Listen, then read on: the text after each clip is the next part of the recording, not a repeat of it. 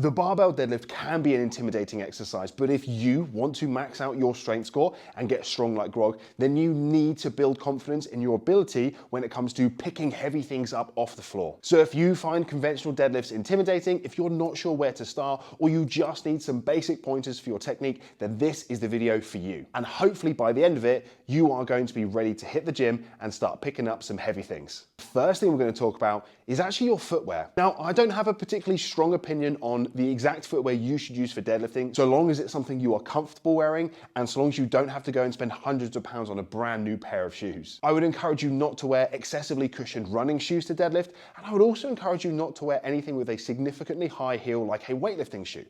But other than that, you can deadlift in normal trainers, you can deadlift in bare feet, so long as you've got a fresh pair of socks on. Today's example, I am gonna keep my trainers on because nobody wants to see my feet right now, but if I was in here by myself deadlifting, I'd probably go barefoot. Next, let's talk about stance and approaching the barbell. There isn't any one size fits all when it comes to the stance that you should use. So you're going to have a bit of a play around, but I would recommend having a closer stance than you think to begin with and having your toes square ahead.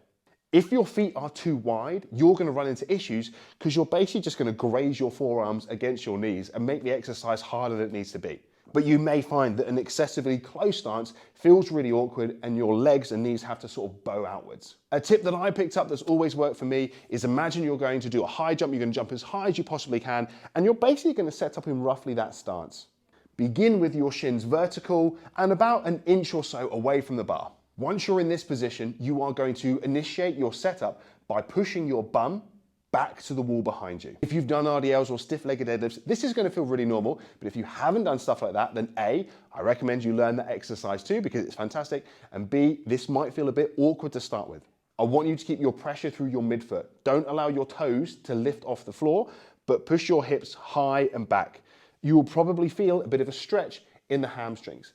I want you to push your hips as high and back as far as you can until you run out of movement. Your mobility will be different to mine and everyone else's, so you may be a lot closer to the bar than I am right now. The next step, now that we're in this hinge position, is just to allow our knees to travel forward, and we're going to squat down the rest of the way. Now, the important thing is this movement is downwards. We aren't suddenly shunting our knees forward and bringing our torso upright. We want to keep the weight over the midfoot and bring our whole body down. Most of the time, your shins will then move forward ever so slightly and tip until they make contact with the bar. If your shins bash against the bar so much that they knock it forward and roll it forward, you were too close to begin with, or you've pushed your knees too far forwards. And from here, we should be able to grab hold of the bar as well.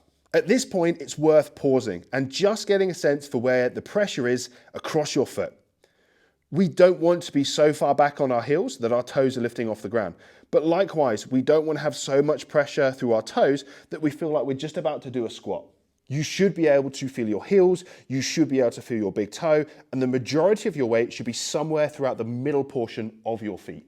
The final thing we're going to do is actually use the weight of the bar to allow us to pull ourselves into a position we might not otherwise be able to achieve.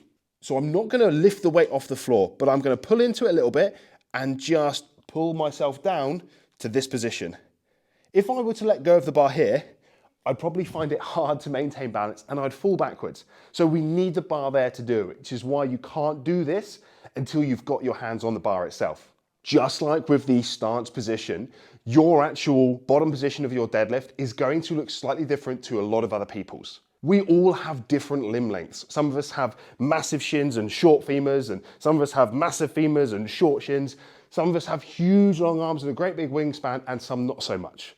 So try not to just copy and paste the technique you see from someone else online who's maybe really good at deadlifting, because they may be built so differently to you in the first place that you're never going to look like they are when they deadlift. The final part of the deadlift is actually the most simple part. You're going to take a deep breath in, and then you're going to press your whole foot down into the floor and think about pushing the floor away from you as you pick up the bar. Now, what actually happens when you do this last part will give us a good idea of anything that we might need to tweak or change with your setup. For instance, if the first thing we hear is a loud click, then we've not taken the slack out the bar, which just refers to the idea that you're going to take a little bit of weight through your body and you're going to pull the bar up into the plates before you lift it.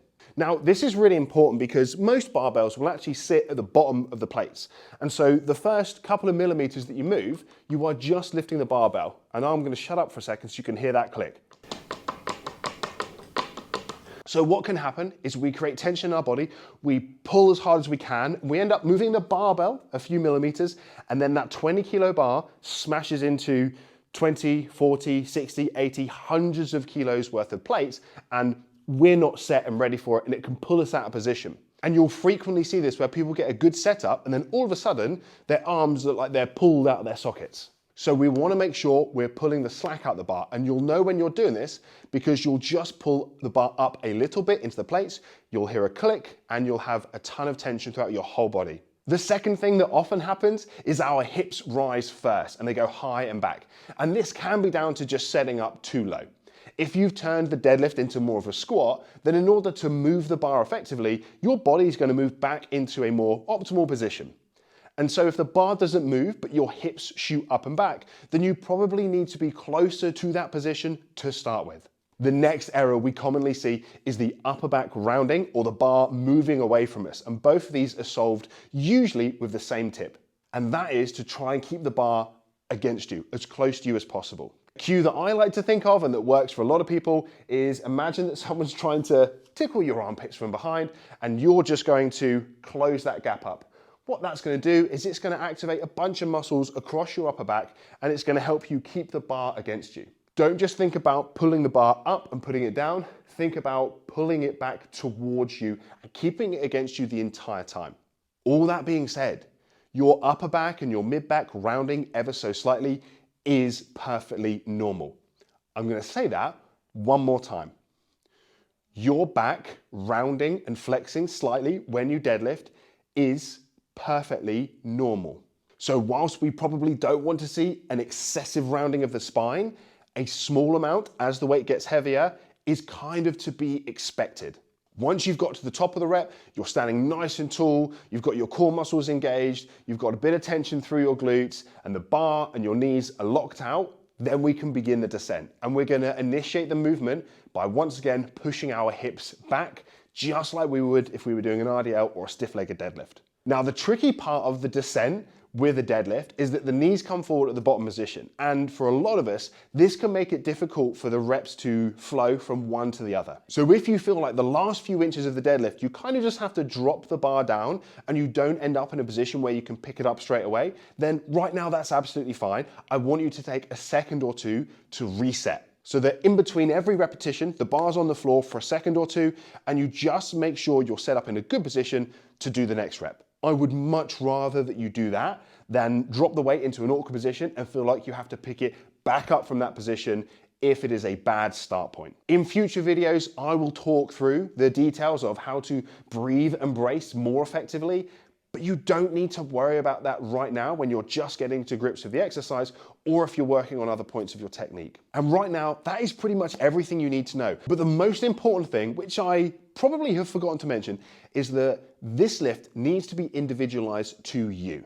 Everything I've given you is a guideline rather than a set rule. You are going to play around with your stance and play around with your position and play around with your grip and play around with your breathing, and you are going to eventually find something that works for you.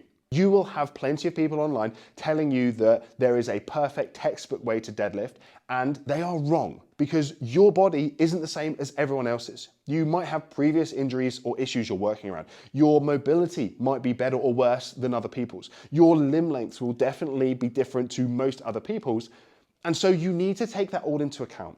When it comes to form with your deadlift, when it comes to form with any exercise, we are not looking to be perfect, we're just looking to be good enough. And then once we know what good enough is, that becomes our standard. And we make sure we maintain it and we don't drop our standards as the weight gets heavier, but we don't worry about being perfect because it doesn't exist. And if you need any help with any other exercises, drop it down in the comments below. And whilst you're here, save this video because you're gonna want to revisit it because you're gonna forget one or two of the points even after you've watched the video. That's it for today, conventional deadlifts. Hopefully you're feeling more confident to start giving this exercise a go.